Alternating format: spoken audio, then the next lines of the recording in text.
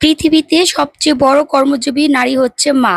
মজুরি নেই, ওভারটাইম নেই, দাবি নেই, ছুটি নেই, শর্ত নেই, স্বার্থ নেই। নিঃস্বার্থভাবে কেটে যাচ্ছে সারাটা জীবন। হ্যালো এভরিওয়ান, আসসালামু আলাইকুম।